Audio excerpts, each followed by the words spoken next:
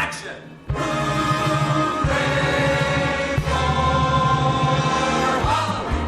Oh, you know that sound. That means Ransom's here. Ransom Palooza on Twitter from our sister station X1075. My friend, how are you? It is my favorite time of the week. I am great. Good to talk to you. How's that baby percolating there? You know it. It's doing good. He's coming in about 6 weeks, right?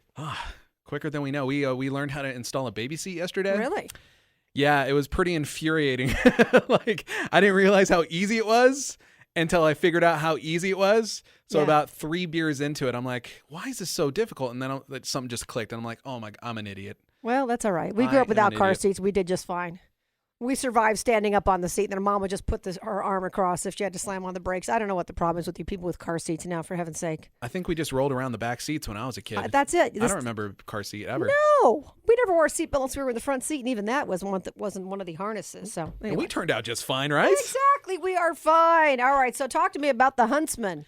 All right, so this week we are talking about Huntsman, Winter's War, the brand new movie that serves as both prequel and sequel to the 2012 movie Snow White and the Huntsman. Now, first off, let me just tell you right now, Heidi, I think this movie's going to bomb. And I think that after watching it, I think it deserves to bomb.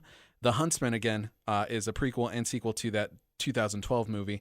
And if you remember, that movie was in the news for much more than just being a bad movie. Of course, it was the movie where we learned that Kristen Stewart was sleeping with her director. And you know what? Oh, that's right. That's that whole thing. That's pretty much all I remember about that movie as well. Because it was super forgettable. And it cost that director quite a bit of money when his wife divorced him over the whole thing. Oh, yeah. She took a lot. Over 50% She took a lot of money. Yeah, so because of that, we got a new director for this one.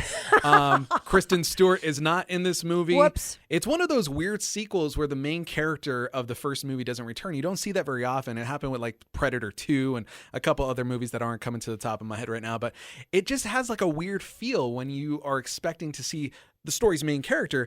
And here's the thing. That character shows up for about 5 seconds in this movie. But after that, nothing. They make references to her. Interesting. Nothing. Okay, so Chris Hemsworth's in this movie. Chris Hemsworth, Okay. Jessica Chastain. Okay.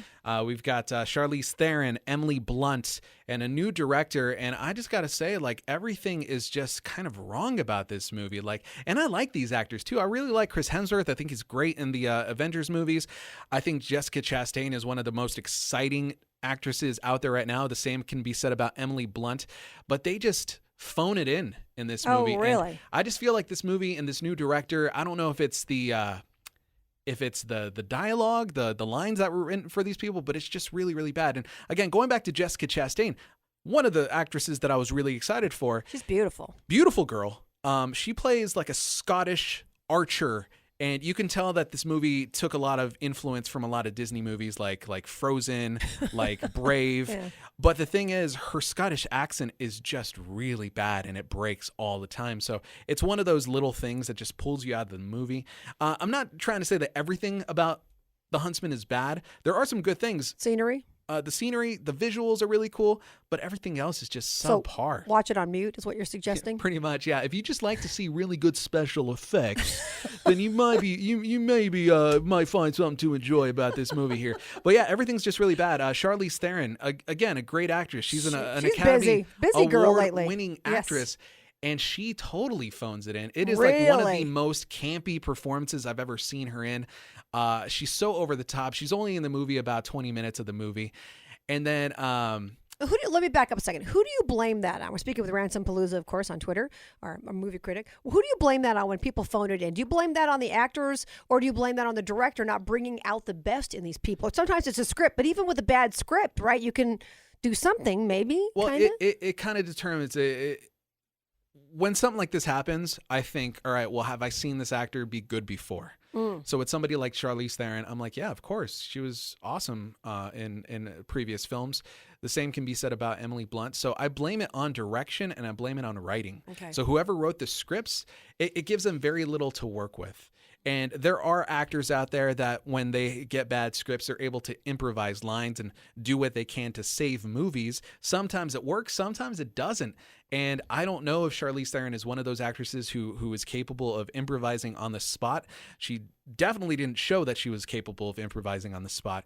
And her character just comes off as super campy. The same can be said about Emily Blunt. I like her a lot. Yeah. This might be her worst role yet. Wow. She's just screaming. There's this whole love story thing where she believes that nobody should ever be in love, and it just comes off really cheesy. And then you see all these influences, like there's little influences from Disney's Frozen, from Brave.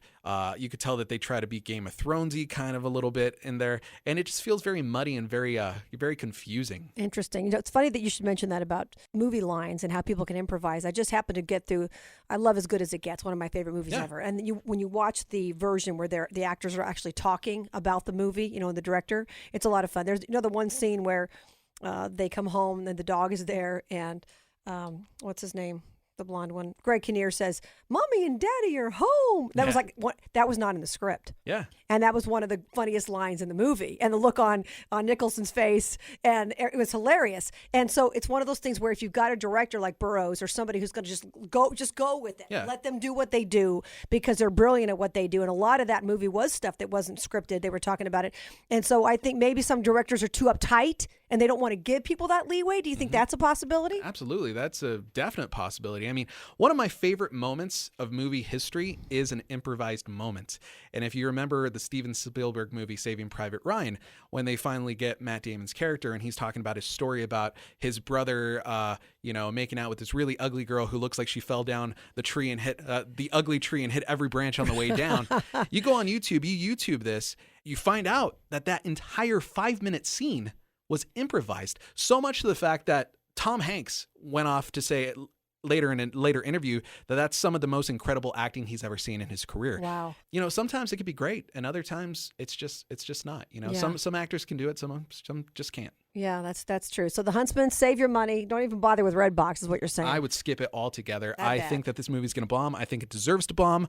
I hope that we don't get another sequel, and I just hope that this is just the end. All right, works for me. All right, what's coming up next week, Ransom Palooza? Next week, Key and Peele from Comedy Central are doing a brand new comedy. It's called Keanu, and it's about a cat. It looks really over the top, kind of stupid, kind of over the top, but I hope it's funny. I mean, I've liked everything that these guys have put out so far. The story basically is about a guy. He's a suburbs guy. He gets a cat after a breakup, and the cat gets stolen by a bunch of thugs, so they have to pretend to be thugs to try to get his cat back. So It's a weird kind of... It could be cute. Could be dynamic, could be funny. I really like them on their show Key and Peele on Comedy Central, so I'm excited to see what this movie has in store. Next week, Ransom Palooza on Twitter. Follow him from X1075. Thank you, my friend. We'll talk next week. Thank you. Perfect.